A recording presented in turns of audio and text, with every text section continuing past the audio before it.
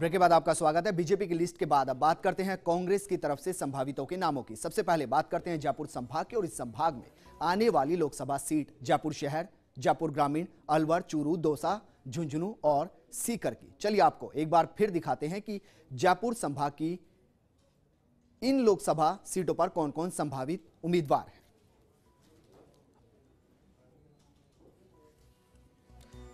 सबसे पहले जयपुर शहर से महेश जोशी, प्रताप सिंह खाचरियावास, इनके अलावा अमीन कागजी के नाम जयपुर शहर से कांग्रेस की तरफ से लोकसभा सीट के लिए रखे गए हैं। संभावितों के नाम में इनके नाम हैं।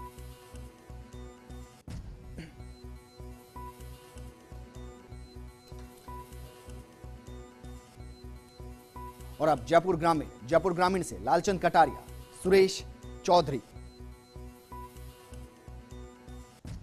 इसके अलावा राजेश चौधरी और संदीप चौधरी के नाम जयपुर ग्रामीण सीट से कांग्रेस की तरफ से लोकसभा संभावितों के नाम हैं। और अलवर से सिर्फ एक ही नाम जितेंद्र सिंह का, जो इस वक्त भी वहां से सांसद है, और इस सीट पर जितेंद्र सिंह के अलावा अभी तक कोई दूसरा नाम कांग्रेस की तरफ से लोकसभा के लिए नहीं रखा गया है। और अब बात करते हैं चूरू लोकसभा सीट की। चूरू लोकसभा सीट से लियाकत अली, रफीक मंडेलिया और इनके अलावा शोभा डूडी और रतन शर्मा के नाम चूरू से कांग्रेस की तरफ से रखे गए हैं। चूरू के बाद अब बात करते हैं दौसा की, दौसा लोकसभा सीट की, जहां से प्रसादी लाल मीणा, नमो नारायण मीणा,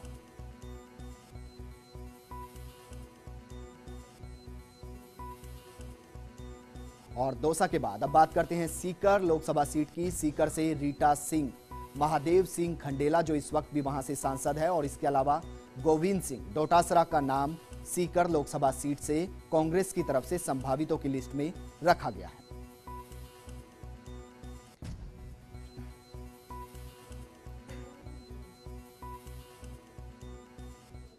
अब बात करते हैं अजमेर संभाग और इसमें आने वाली लोकसभा सीट यानी कि अजमेर, भीलवाड़ा, नागौर और टोंक सवाई माधोपुर की, और इन सीटों पर कांग्रेस के संभावित उम्मीदवारों के नामों की।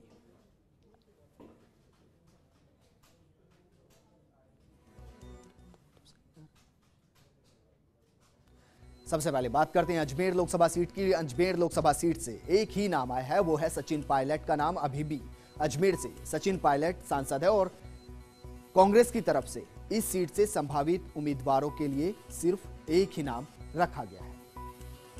अब बात करते हैं भीलवाड़ा लोकसभा सीट की। भीलवाड़ा से सीपी जोशी और सचिन पायलट का नाम आया है। आपको बता दें कि सीपी जोशी पहले ही लोकसभा चुनाव लड़ने से मना कर चुके हैं, लेकिन फिर भी संभावित उम्मीदवारों में सीपी जोशी और सचिन पायलट का नाम है। नागौर से संभावित उम्मीदवारों के लिए ज्योति मिर्धा और जाकिर हुसैन का नाम है, और इसके अलावा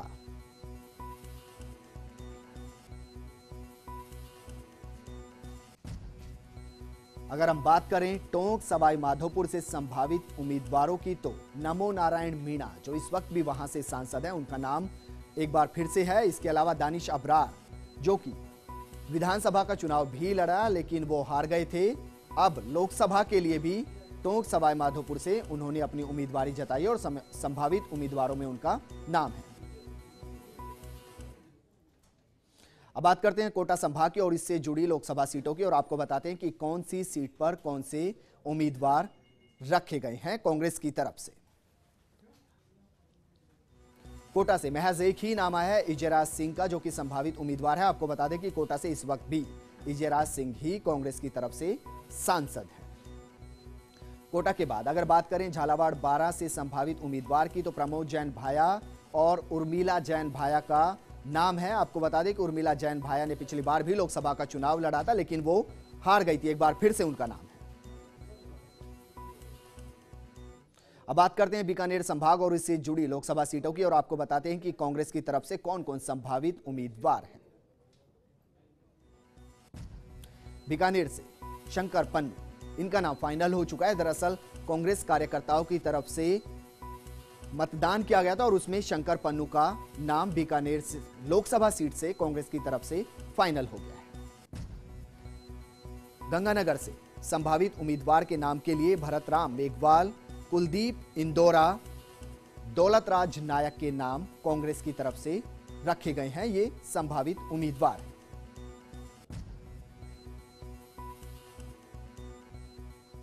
अब बात करते हैं भरतपुर संभाग और यहां की लोकसभा सीट की और आपको बताते हैं कि यहां से कांग्रेस की तरफ से कौन कौन संभावित उम्मीदवार हैं। भरतपुर से रतन सिंह, महेंद्र सिंह, ओम प्रकाश पहाड़िया और रामलाल सागर के नाम भरतपुर संभाग की भरतपुर लोकसभा सीट से कांग्रेस की तरफ से संभावित उम्मीदवार हैं।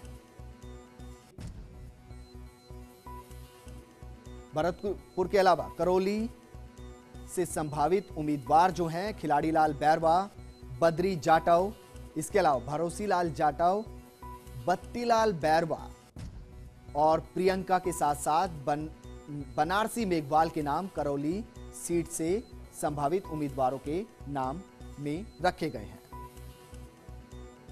अब बात करते हैं उदयपुर संभाग और इससे जुड़ी लोकसभा सीटों की और आपको बताते हैं कि किस लोकसभा सीट से कांग्रेस की तरफ से कौन कौन संभावित उम्मीदवार हैं। उदयपुर से रघुवीर मीणा, शारदा रोत, दयाराम परमार, ये 3 नाम हैं जो कि उदयपुर से कांग्रेस की तरफ से संभावित उम्मीदवारों की लिस्ट में रखे गए हैं। राजसमंद से गोपाल सिंह इडवा एकमात्र नाम राजसमंद से है कांग्रेस की तरफ से। चित्तौड़गढ़ से गिरजा व्यास जो इस वक्त भी वहां से सांसद है और इसके अलावा उदयलाल आंजना जो कि निम्बाहेड़ा से चुनाव लड़े विधानसभा के और हार गए, अब इनका नाम लोकसभा सीट के लिए संभावित उम्मीदवारों की लिस्ट में रखा गया है। इसके अलावा बात अगर बांसवाड़ा की करें तो यहां से ताराचंद भगोरा जो कि वहां से सांसद है, उनका नाम एक बार फिर से है। इसके अलावा महेंद्रजीत सिंह मालविया जो कि बागीदोरा से विधानसभा का चुनाव लड़े थे, उनका नाम भी सांसद की संभावित लिस्ट में रखा गया है। और अब अंत में बात करते हैं 7वें संभाग जोधपुर की और इससे जुड़ी लोकसभा सीटों की और आपको बताते हैं कि किस सीट से कांग्रेस की तरफ से कौन कौन से संभावित उम्मीदवार हैं। सबसे पहले बात जोधपुर से चंद्रेश कुमारी का एकमात्र नाम आया है। आपको बता दें इस वक्त भी वहां से सांसद हैं और एकमात्र नाम आया है। इसके अलावा अगर बात पाली की करें तो दिव्या मदेरणा का नाम, इसके अलावा बद्री जाखड़ का नाम, सीडी देवल का नाम, ये पाली लोकसभा सीट से संभावित उम्मीदवार हैं कांग्रेस की तरफ से। जालोर लोकसभा सीट की अगर हम बात करें तो बूटा सिंह, वैभव गहलोत जो कि अशोक गहलोत के बेटे हैं, उनका नाम भी लोकसभा सीट के लिए जालोर से रखा गया है। बाड़मेर से हरीश चौधरी जो कि इस वक्त भी वहां से सांसद है और कर्नल सोनाराम का नाम बाड़मेर लोकसभा सीट से संभावित उम्मीदवारों में रखा गया है।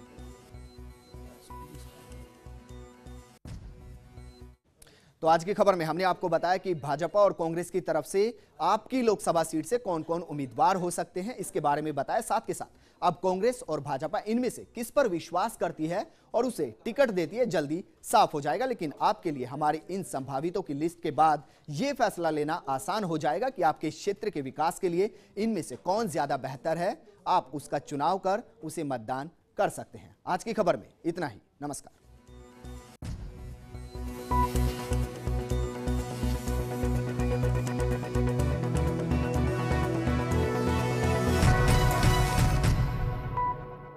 मेरे पास है आई कंट्रोल प्लस। इसके